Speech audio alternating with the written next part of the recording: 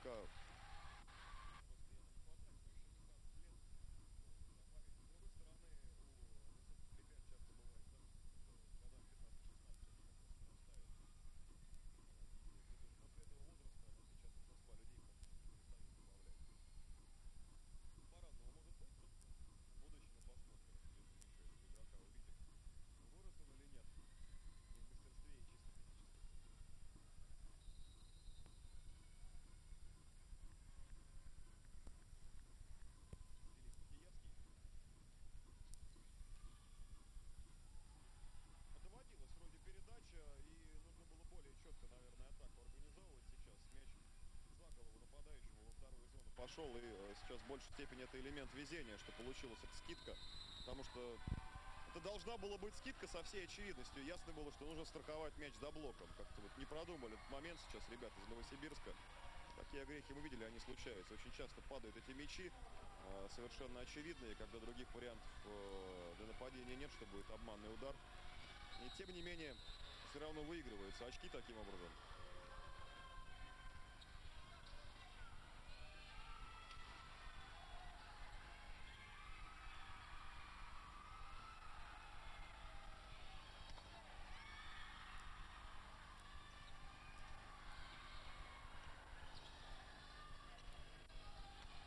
Доигровка очень нечетко организована. Была возможность гораздо спокойнее мяч разыгрывать.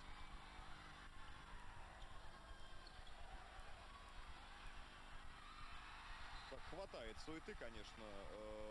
Лишние неразберихи, в результате чего очко команды Якутии выигрывает. Досадно, конечно. Можно было гораздо чище этот розыгрыш провести.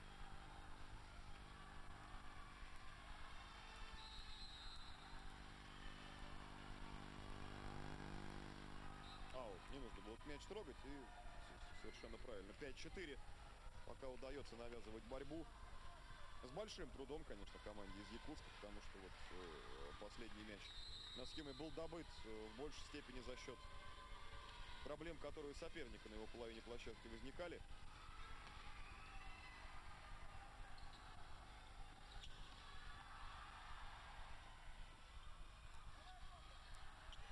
Сейчас неплохо сыграно в защите. По-моему, просто поверх блока сейчас есть ощущение.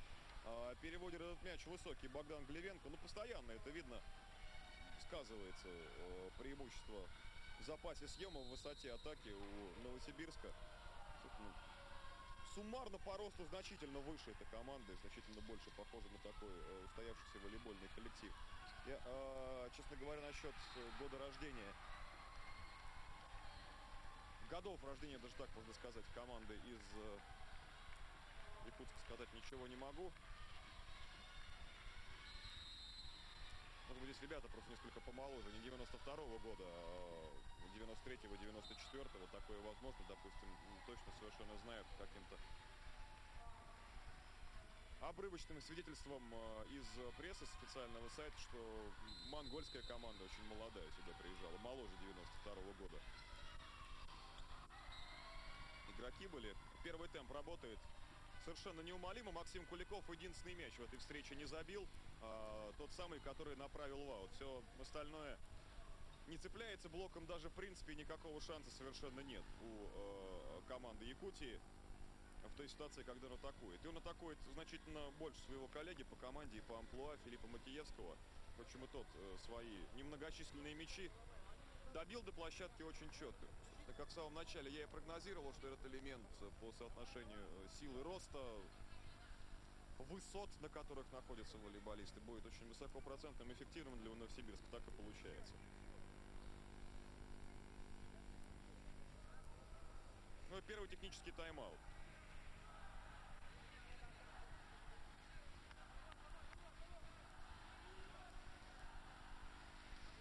При счете 8-5.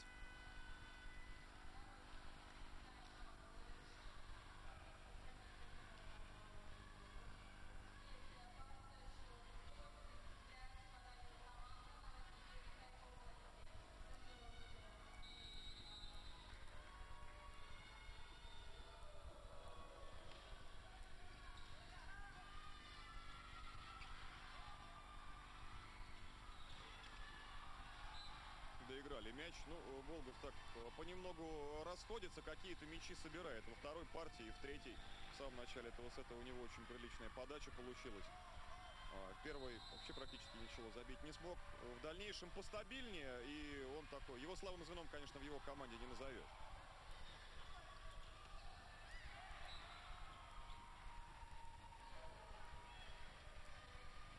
Волейбол очень сложно выигрывать в одиночку, хотя на таком уровне периодически случается. Но случается, в общем-то, и на большом, высоком.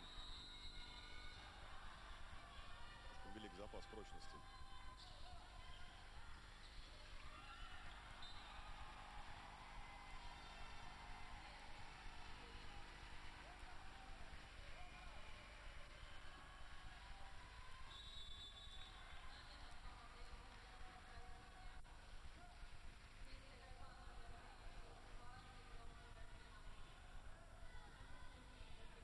Замена в составе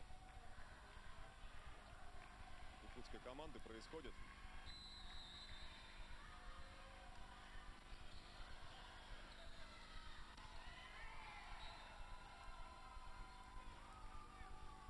Сейчас на всякий случай залез в интернет. Тут очень сложно найти списочный состав команд мужского волейбольного турнира почему-то на официальном сайте. Женские присутствуют, а мужских нет. Такая вот гендерная несправедливость возникла, но в списке всей команды Республики Саха по всем видам спорта вот нашел нескольких волейболистов. Нет, вроде бы все 92-го года. То есть тут на возраст как-то не покривить. Просто 92-й год по физиологии не столь удачным оказался для Республики Саха, как для Новосибирского региона. Ну, плюс там большая сдюшор, могут ребята талантливые из других регионов тренерами, скаутами привозиться.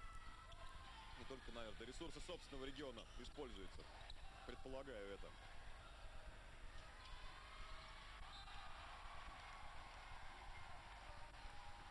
Одиннадцать 8.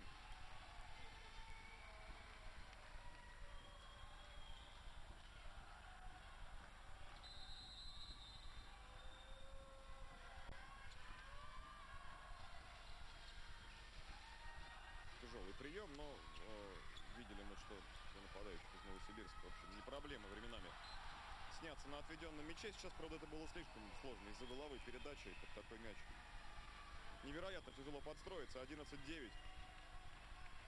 Одно брейковое очко команда хозяев сумела отыграть.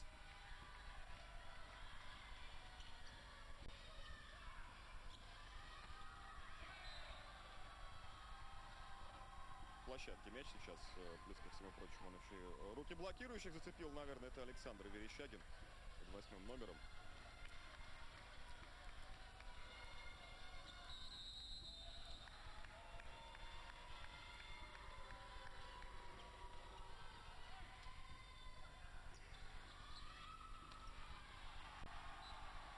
Мяч немного за головой, но тем не менее атакуется, видимо, и попадает в площадку. 12-10. Да, не самая удобная передача, но тем не менее так с отклонением. Таким образом, изрядно сам себе фронт атаки сокращал и высоту сумел забить. Попал. Счет уже поменялся в пользу новосибирской команды, но это несколько поторопились. В данном случае наши коллеги. 12-11 сейчас, да. Самый высокопроцентный эффективный прием в ситуации, когда возникают определенные проблемы. Вот так вот, таким образом, спокойно, за счет максимально уверенно работающего оружия сняться. Это вещь самая простая, самая надежная и такая, главное, на соперника хорошо влияющая, который вроде бы почувствовал свои силы, но каждый раз утыкаясь в эту абсолютно бронебойную стену атакующих ударов, Максима Куликова понимает, что жить осталось недолго, наверное. Это добивает психологически. В аут уходит мяч. Как раз, кстати, после этой самой атаки Куликова, уверенный, 14-11, с двумя брейками вновь повела новосибирская команда. После небольшого неприятного момента.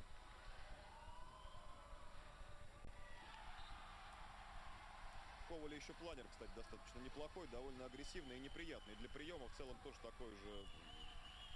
Подача поставленная, по сути, готовая для взрослого волейбола. Вот это конкретно планирующая. Получилась скидка. тянуло к исполнению этого элемента Константина Осипова по ходу игры. Мы это видели. Один раз он попробовал, но попробовал не очень акцентированно. И читалось это легко. Легко мяч подняли в предыдущий раз. Сейчас очень уверенно сбросил.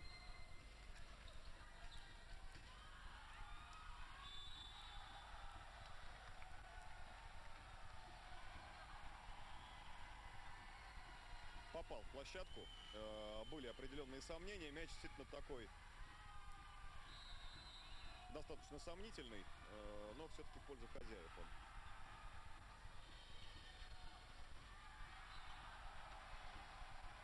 Ну и в итоге еще немножко волейболистам из Якутии повезло. Вы видели эту подачу, которая получилась у Павла Рахлеева. Вроде бы простая, ничего особенного, но верхний трос помог ему в значительной степени. Он выиграл в итоге 16-14. Запас прочности для команды из Новосибирска невелик, но он все-таки есть. И не будем забывать еще об имеющихся двух сетах в активе.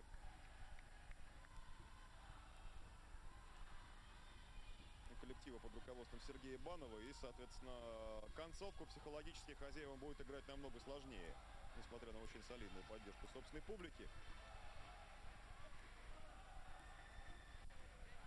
Если говорить о медальном потенциале, то я в самом начале еще сказал, что команда Республики Саха, первая команда, уверенно лидирует в общемедальном зачете, выиграв в общей сложности. Правда, данные по итогам 10 числа новее на официальном сайте нет, но вот тогда было 32 золотые, 35 серебряных, 45 бронзовых наград.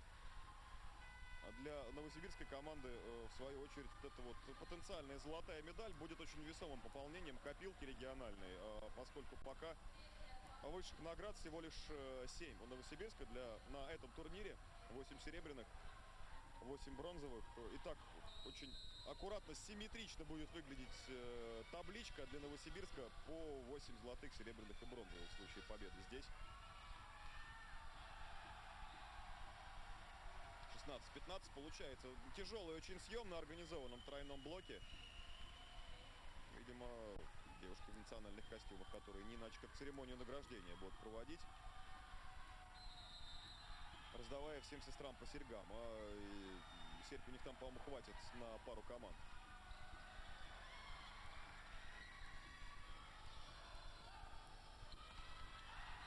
Удается догнать в счете соперника 16-16. И блоком закрывает редчайший элемент на самом деле для якутской команды. 1 в 1, причем, по сути, сыграли. Сейчас можно было поактивнее в ход, наверное, нажимать, потому что слишком просто все оказалось. Вот мяч уходит 17-16. Ну и поддержка с трибун команды хозяев, наверное, своего пика сейчас достигает. Публика не умолкает буквально ни на сотую долю секунды. Константин Осипов, пасующий капитан команды.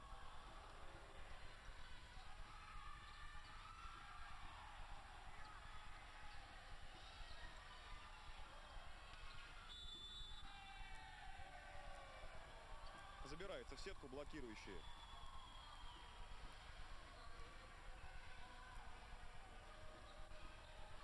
Все, пожалуй, справедливо. Тут же Новосибирску удается заработать это вот драгоценное очко преимущества, необходимое для того, чтобы завершить сет и матч в свою пользу. Но его еще нужно до конца донести. Получается, в третьей партии все-таки удалось наладить довольно быструю игру с краю.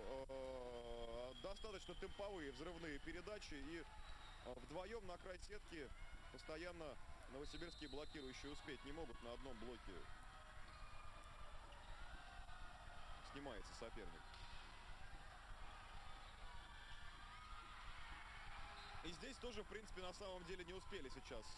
Широта атаки в линию, в принципе, оставалась, потому что постановка блока была в метре от троса практически. Можно было попробовать. Не знаю, как еще под мяч заходил. Это, возможно, мешало.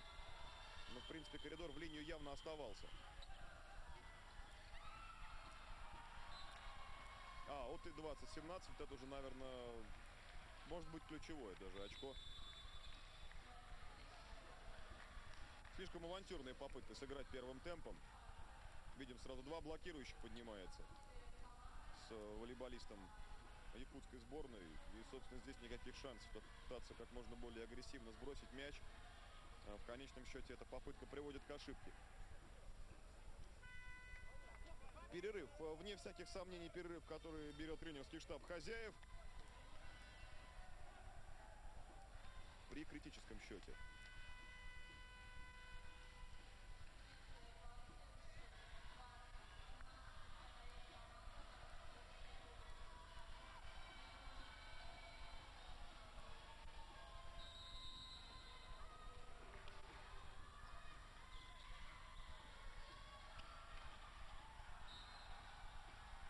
Нет, в аут уходит мяч. Судья находился рядом, прекрасно видел эпизод. По ходу этого турнира в 3 матчах пока, кстати, команда из Новосибирска проиграла всего 1 сет. Ну, собственно, в полуфинале Хабаровскому краю.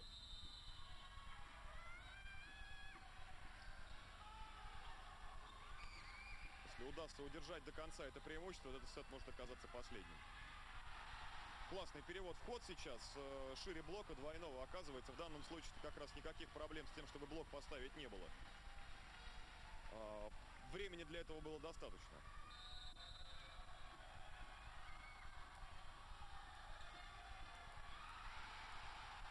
Доводка достаточно простая в этой ситуации. Мяч не очень агрессивный.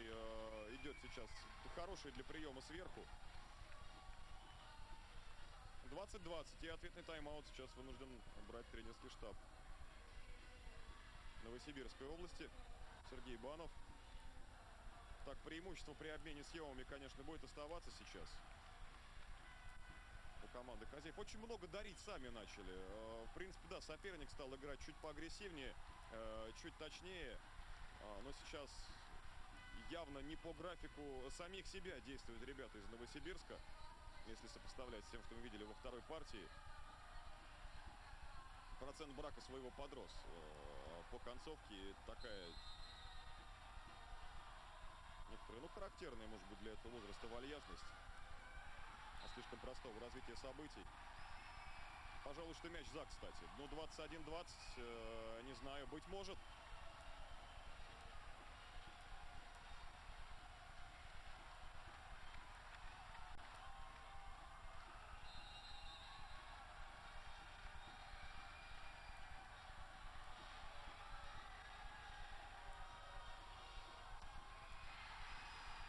Это 22-20. Впервые в этом матче, по-моему, команда Республики Якутия с преимуществом 2 очка выходит вперед.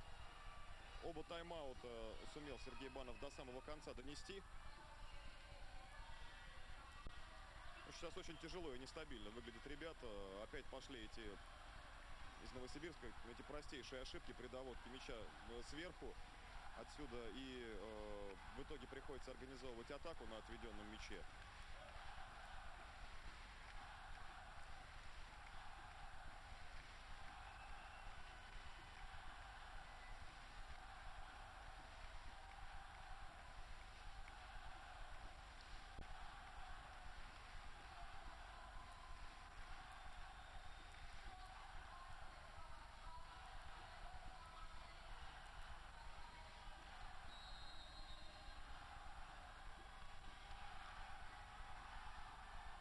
Опять нет приема.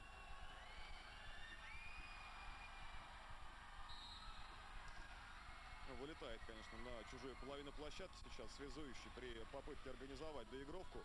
21-22.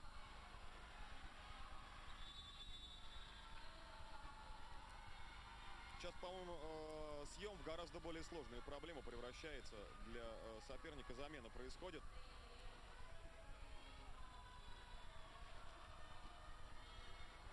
Вместо Филиппа Макиевского Андрей Ремов выходит на подачу. Видимо, что-то более сложное она представляет, само собой, разумеется, если тренер именно на подачу подпускает игрока. Планер будет подавать. В принципе, он работает.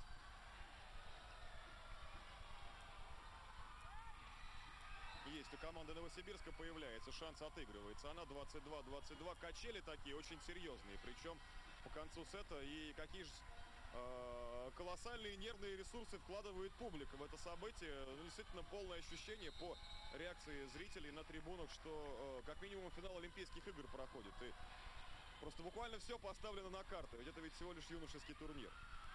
Можно только позавидовать старанию публики в данной ситуации. 23-22.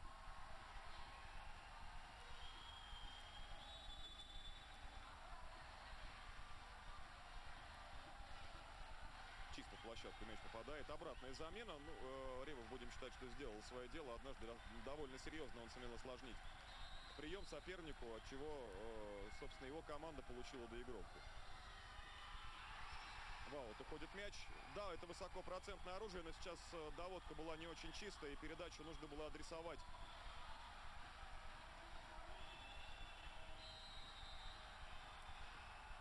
где-то с 1,5 метров примерно, не очень чисто на пасующего.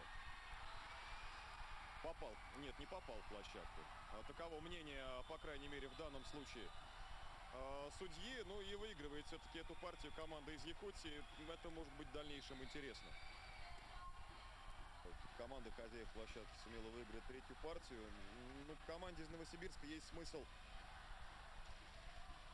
корить самих себя за это, потому что процент брака, ну уж очень высоким был по концовке. Особенно в итоге не удалось забить даже 2 мяча первым темпом, то, что получалось со 100% КПД практически на протяжении этой игры.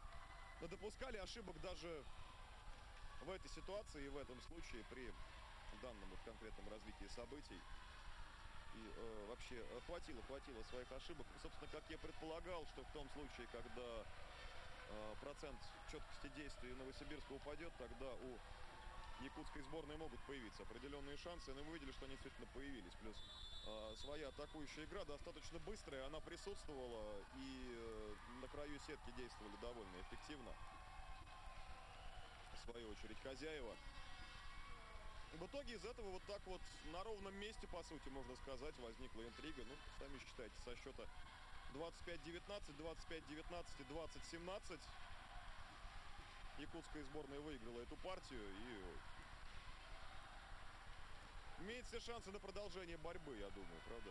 Опять же, повторюсь, с моей точки зрения, в том случае, если Новосибирск покажет уровень игры близкий к тому, что мы видели в первом и втором сете, все должно заканчиваться в четвертой партии.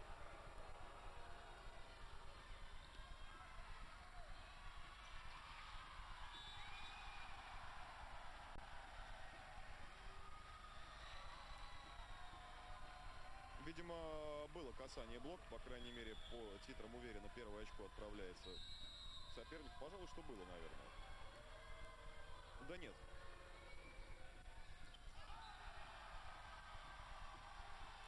Опять с титрами немного погорячились. Вот теперь только первое очко команда хозяев набирает.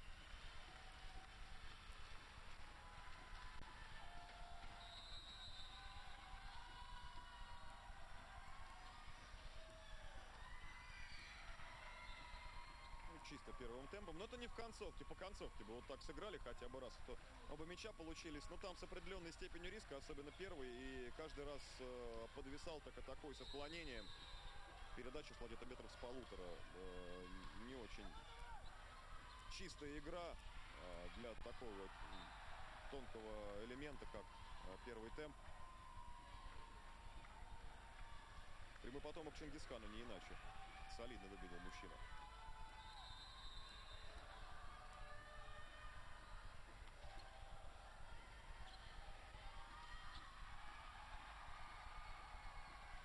И где-то концовку эпизода мы, честно говоря, из поля зрения потеряли. Странноватая какая-то вещь. Но, опять же, самый конец уже, апофеоз этой битвы за 5-е очко в этой 4-й партии мы видим. И понимаем, что заканчивается все победой Новосибирска. Ну так, довольно забавно.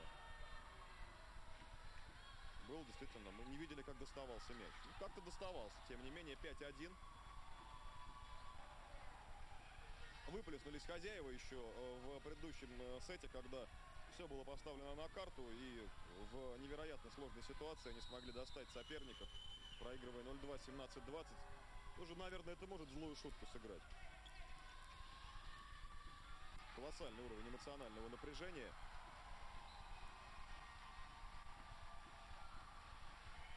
Два 5.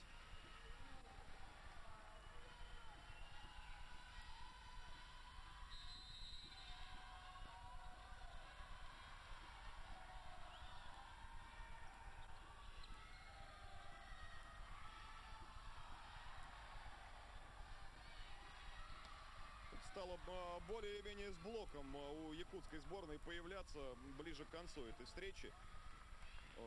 Ну, к концу, наверное, насчет конца я погорячился. Для этого нужно четвертую партию Новосибирску выиграть. Ну, по крайней мере, по ходу третьей встречи вот сейчас одна зацепочка есть. Определенные мячи доигрывают. В первом-втором сете вообще почти без вариантов в этом компоненте игры. Проходило все для хозяев.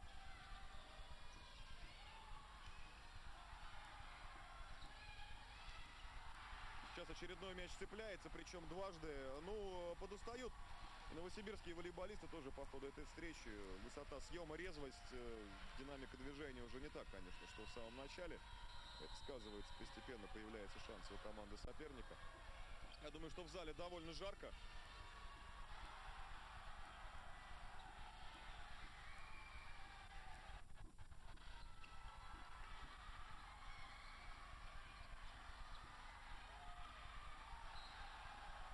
Касание блока имело место быть, да. Очень похоже на это.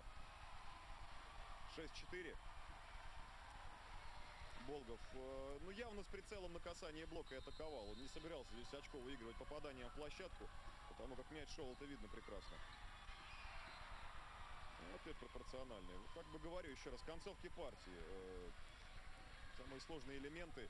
При этом вроде бы такие надежно сыгранные начинают пропадать в решающий момент. Ну, на своих визави, что Куликов, что Макиевский, выше просто на голову. И гораздо более значительную высоту съема имеют. Там при борьбе центральных 1 на 1 просто никаких шансов соперника абсолютно. Только в случае своих ошибок, как вот в конце третьего сета 2 раза и случилось, когда 2 раза мяч в аут уходил.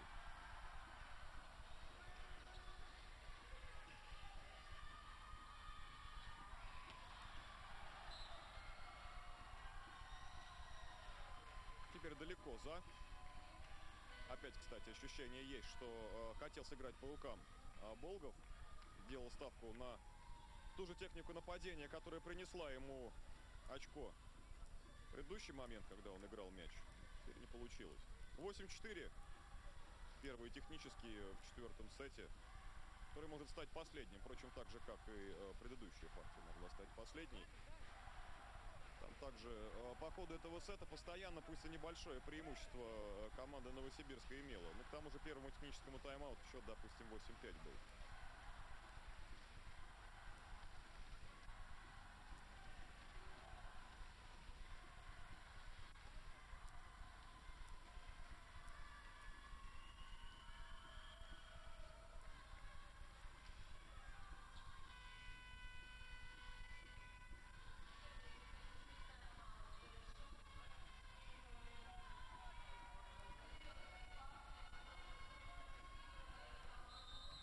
Филипп Макиевский, счет 8-4, начинается второй отрезок этого сета после завершения, соответственно, первого технического тайм-аута. Хорошая по темпу атака была сейчас, и Болгов имел возможность за счет скорости этот мяч выигрывать. И мы, наверное, сейчас первый по-настоящему такой мужской чехол в этом матче увидели, когда жестко, максимально так по-мужски поставлены руки, занесены на половину площадки соперника. Агрессивная атака, и мяч валится прям под сетку так от души, потому что то, что, ну, в основном по ходу этой встречи волейболисты с той стороны в смысле блока демонстрируется, это так, может быть, на несколько некорректном сленге называется сопля. Когда мяч блоком просто подвешивается на площадку, а это вот хороший чехол такой, это уже мужской блок от души, нормально.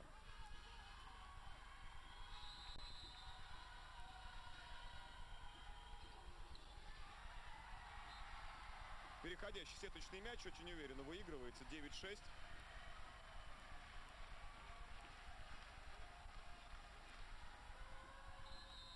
Чистенько, аккуратно, очень зряче положил его сейчас в площадку. Павел Рахлеев, молодец, действовал хорошо. Очередная ошибка при приеме сверху. Ну вот и каждый раз самое интересное, ребята пытаются агрессивно доходить до этих мячей. Бывает несколько таких ситуаций было уже, когда можно, в общем-то, и снизу принять, пытается доходить, принимать именно сверху. Но такое ощущение, что стабильности, позволяющей называть именно этот прием, сам прием сверху высокопроцентным по отношению к приему снизу, нельзя. Пока еще. И, может быть, тогда и не имеет смысла выгадывать себе подобного рода возможностей. 9-8.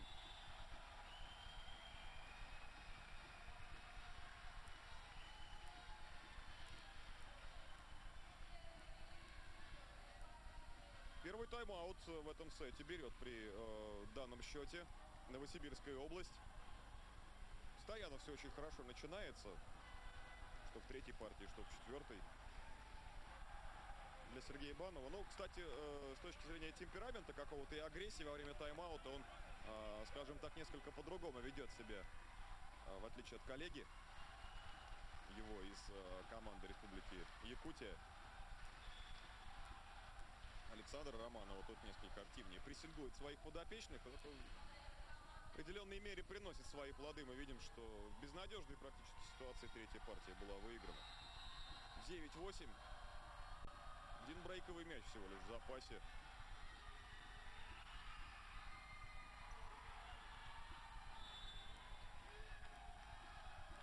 Касание сетки где-то блоком имело место быть. И 9-9.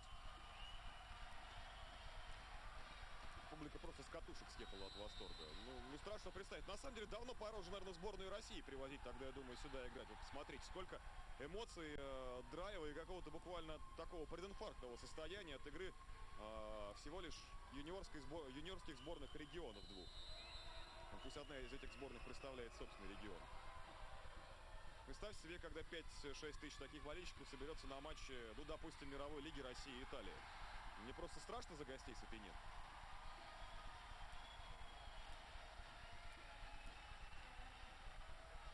10-10. Кто-то параллельно видеосъемку ведет. На память тоже, видимо. Важное событие в масштабах видеоистории республики. Работает первый темп. Все-таки в предыдущий раз не получилось довести передачу. В силу этого мяч доигрывался. Очень уверенно просто, прямо перед собой. В общем, не нужно тут мудрствовать лукаво. Не нужно выгадывать какую-то другую модель движения. Иногда от себя движение из глубины к нападающему идет. Просто прямо выходить на взлет по возможности. Чисто. И не пытаться играть какую-то другую комбинацию. Вообще, в принципе, первым темпом.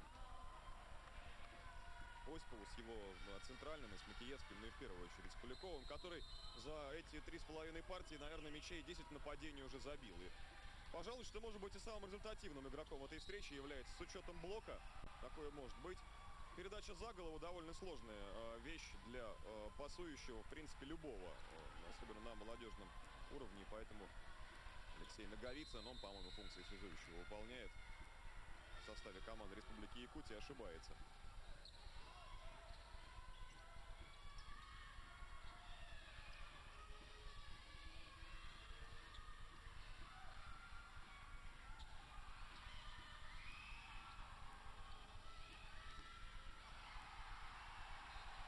Попытка в ход забить с места не приносит успеха.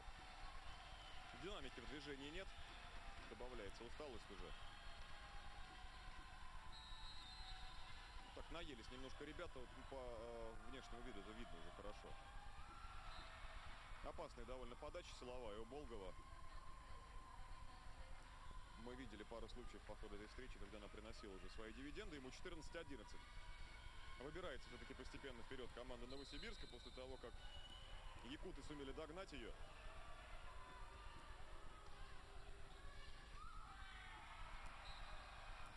Довольно простой прием. Нужно было обрабатывать этот мяч сейчас Олегу Кузьмину.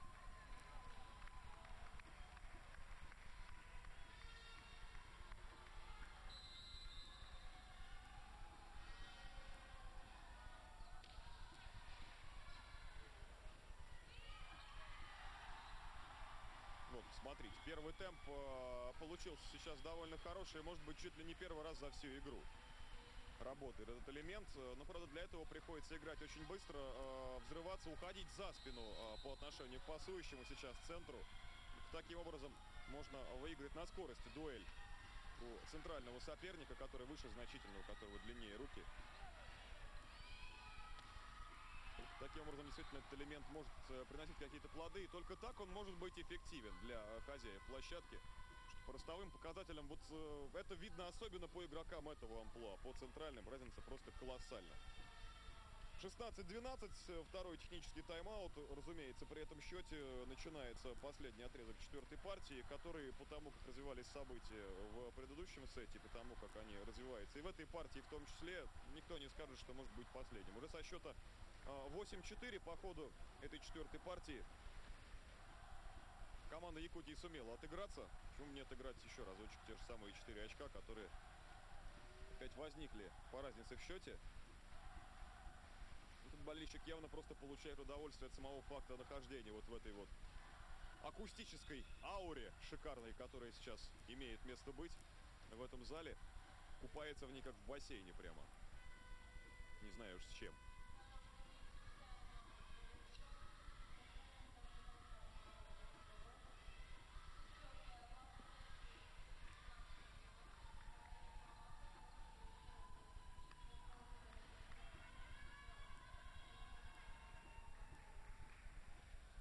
Шестнадцать 12.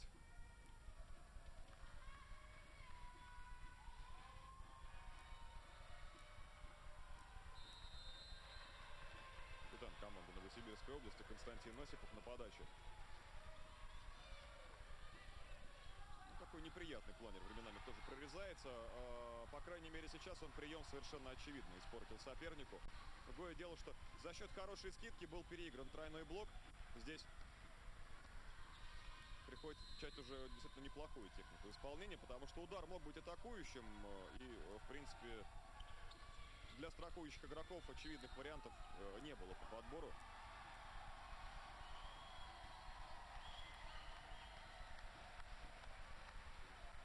Честно говоря, не совсем понял, что сейчас произошло. Нормальная, вроде бы чистая атака на первый взгляд у Филиппа Макиевского. Были какие-то претензии ко второй передаче. 16-15. Очень быстро, практически полностью выбирается это отставание якутской команды в концовке. Психологическое преимущество она будет иметь, наверное. Потому что над сборной Новосибирской, я думаю, сейчас как дамоклов меч висит воспоминание о том, как проходила концовка предыдущего третьего сета. Добавить немножко в эмоциях, так поагрессивнее, может быть, забивая эти мячи, так бросить пару таких недобрых взглядов в сторону площадки соперника. Нормально, ничего, вполне это в рамках борьбы.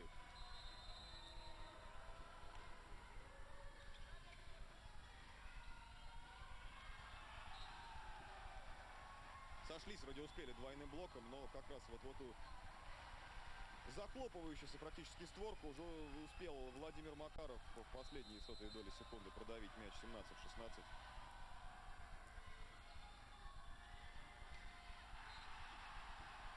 Площадки. 17-17. Все, догнали. Отгрызли буквально этот последний брейковый мяч, который в запасе был в сборной Новосибирска. Пошел перерыв. Андрей Болгов блок по линии ставит, но, естественно, там его место, он не центральный, поэтому располагается при блокировании именно в линию. 17-17. Очередные качели мы видим.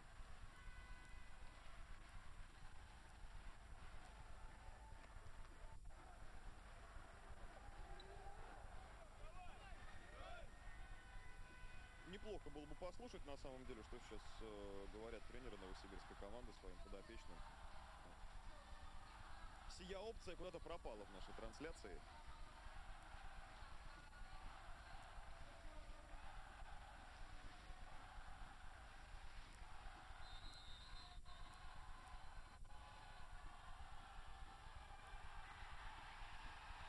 Все. 3 попытки перебить мяч на сторону сетки не приносит. На сторону площадки якутской команды не приносит успеха. И хозяева вперед уже выходят. 18-17.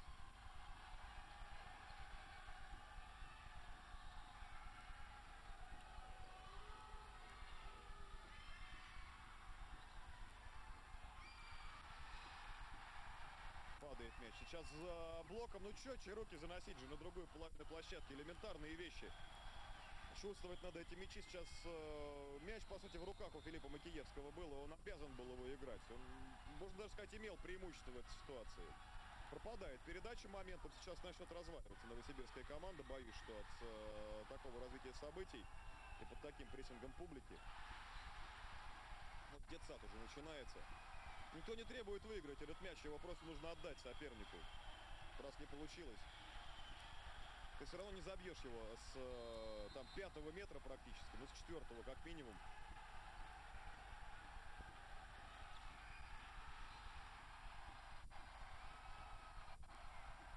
Ну, посмотрим, как оно сложится. Наверное, все-таки в площадке очень было похоже на попадание в линию.